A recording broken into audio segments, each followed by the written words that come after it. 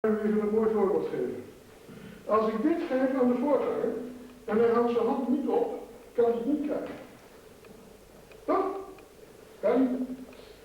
Maar als hij zijn hand wel ophoudt, dan kan hij het krijgen en dan is het niet meer van mij. Ik wil even terug, want het is mijn Bijbel. Hetzelfde is met God. Als u uw problemen aan God geeft, dan zijn ze niet meer van u.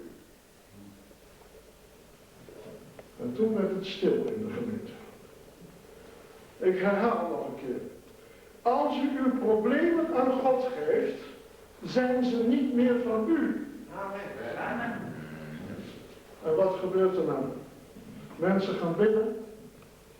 En zeg maar eens even eerbiedig gesproken. God krijgt die problemen. En ze zeggen amen, ze nemen de problemen mee terug. En dan zegt God, nou, net had ik ze nog.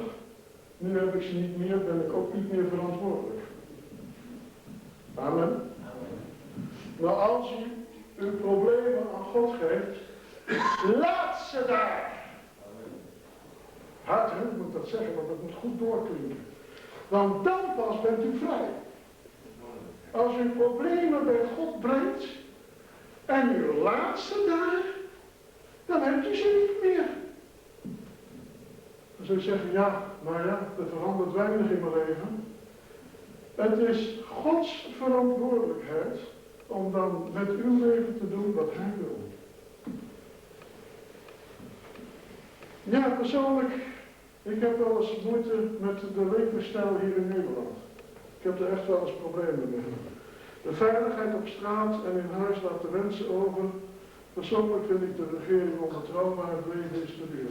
Dat geeft me strijd. Dan weet u wat we moeten doen? Ik ga u een mooi verhaal vertellen, staat in de Bijbel. Kent u het verhaal van het dochtertje van Jairus? Ja? Kent u het helemaal? Kent u het goed? Jezus loopt tussen een groep mensen. En dat gaat heel langzaam, zo schuifeltje, schuifeltje, schuifeltje, schuifeltje, want de massa omringt hem. Dan komt er een man naar Jezus toe, die heet Jairus. En die zegt, Jezus, ga mee naar mijn huis, want mijn dochtertje ligt op sterven. En Jezus zegt, goed, ik kom. En het gaat schuifeltje, schuifeltje, schuifeltje, schuifeltje, schuifeltje. En Jairus die denkt, kan het nou niet harder gaan, want mijn dochter ligt op sterven. En dan komt er een vrouw. En dan komt een vrouw en die raakt het kleed van Jezus aan. En ze is genezen. En het gaat mij om die vrouw.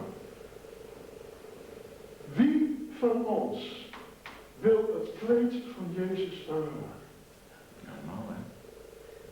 Ja, allemaal.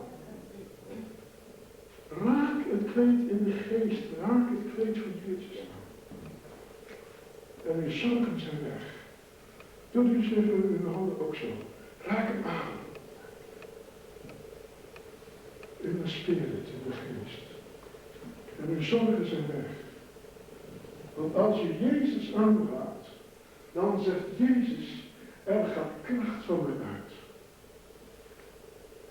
Amen. Deze vrouw had een groot geloof. Er zijn hier mensen, misschien in deze zaal, met enorme problemen. Met ziektes. Raak hem aan. En hij geweest op zijn manier. En hij neemt de zorgen weg op zijn manier en op zijn tijd. Soms hebben we moeite in dit land. Maar de Bijbel zegt, al keert zich een leger tegen mij, mijn hart vreest niet. Al keert zich, of verheft zich een krijg tegen mij, nochtans blijf ik vertrouwen. Dus in uw probleem, al komt die Satan bij u weer om de hoek, vertrouw op hem.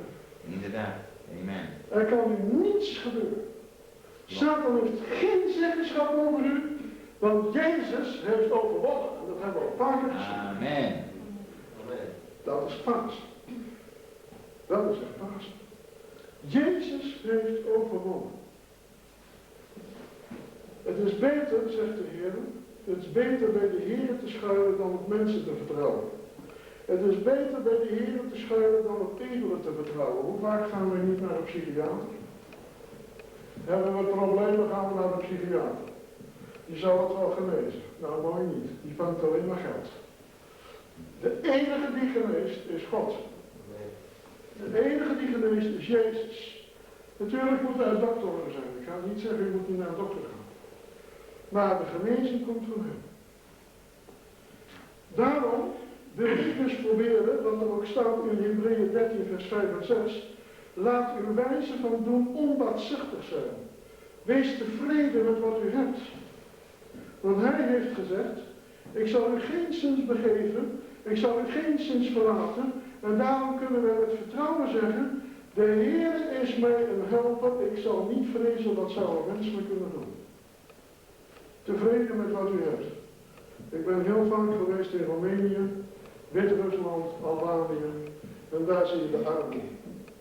Maar ik moet heel eerlijk zeggen, die mensen zijn gelukkiger dan wij. En dat zeg ik heel eerlijk. Want met al wat we hebben, met al die mooie huizen, met al het kapitaal wat je verdient, dan zie ik toch dat Nederland een beetje chagrijnig is.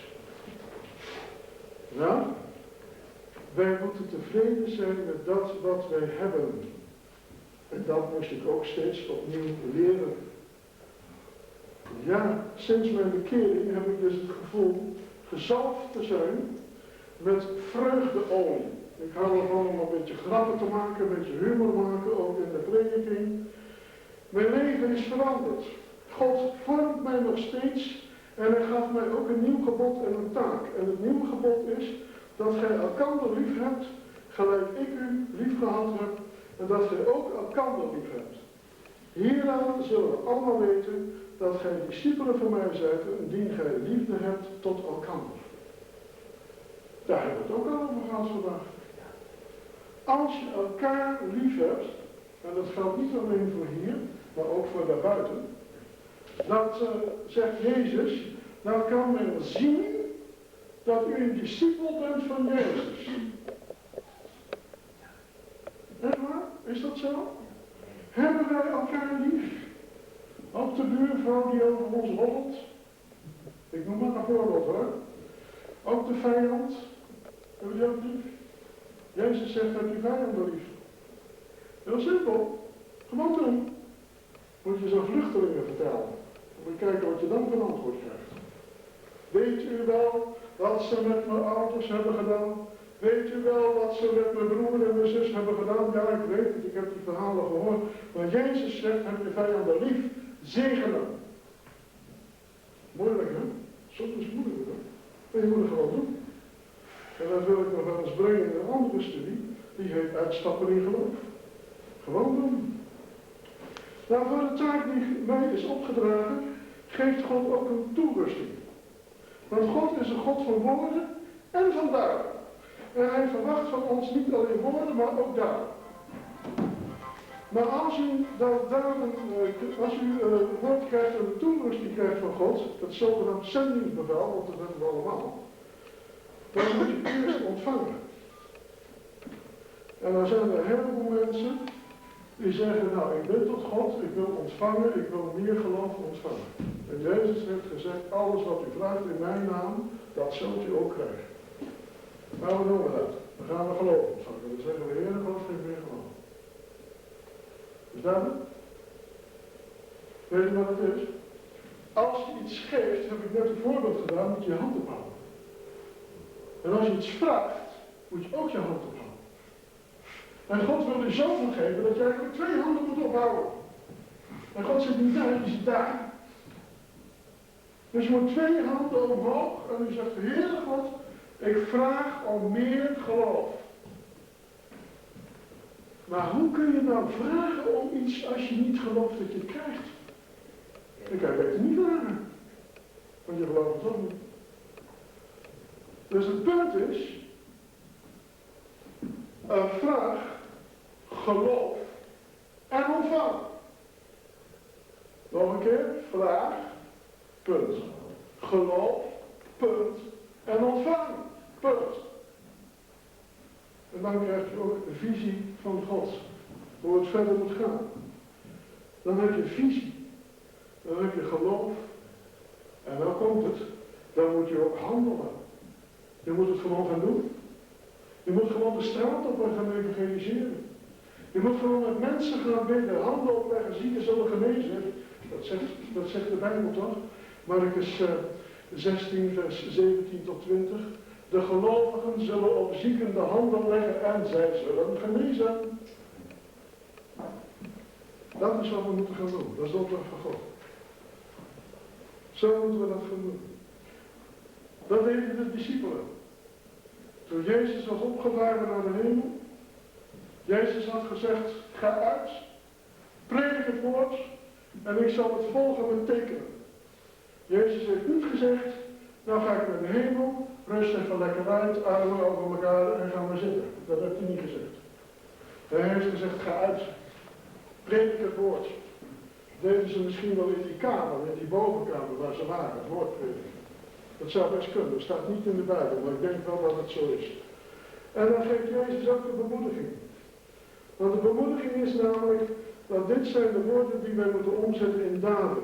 En Markus 16 vers 15 tot 18 geeft niet alleen het zendingsbevel, maar ook de daden die de gelovigen uit zijn naam mogen doen. En daarom hebben wij door de Heilige Geest gaven ontvangen. Nou, wie heeft er al gaven ontvangen? Alleen hier de voorganger? Of alleen Sjaapje? Of ik? Nee. Allemaal. Met allemaal gaven ontvangen. U kunt allemaal het woord prediken. Dacht u dat ik ervoor gestudeerd heb? Nee hoor, absoluut niet. We gaan gewoon gaan doen.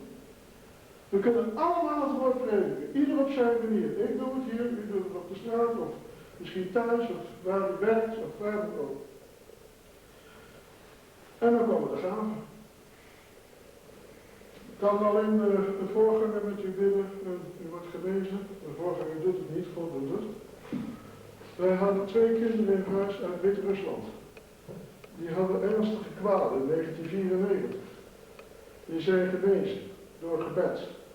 De Heer heeft het gedaan. Wij hadden 2 kinderen uit Roemenië een paar jaar geleden in ons huis voor vakantie. Eén jongetje had overmatig ADHD. Hij is genezen. Wij doen het niet. Het weet met die jongen. God doet het. Welke gave is nou de meest geestelijke of de meest belangrijkste? Nou, dat doet er helemaal niet toe. Iedere gave is geestelijk en belangrijk. Maar wat er wel toe doet, is dat de gaven alleen gegeven zijn tot opbouw van het lichaam van Christus. Dat betekent dus, dat als iemand genezen is, dat je niet op straat gaat van kennis. Dat heb ik gedaan. U hebt niks gedaan. God heeft het gedaan. En u geeft God de eer. En dat is de opbouw van het lichaam van Christus. Voor de bediening die de Heer mij heeft gegeven, hebben we 2 bedieningen gegeven. De eerste bediening is herder voor kinderen. Kinderen die aan mij worden toegewezen. De tweede bediening is evangelist. Geven van bijbelstudies. En hij heeft mij als toerusting gegeven ten eerste het woord, ten tweede geschrift en de derde gave. Gaven ter ondersteuning van de bijeenkomsten van de gemeente en de studies die ik gevolgd heb en zo de Heer wil nog zal volgen. Die gaven kunt u ook zien en dat ik gemaakt heb wat achterin ligt. Ja, en nu? Bijna aan het einde.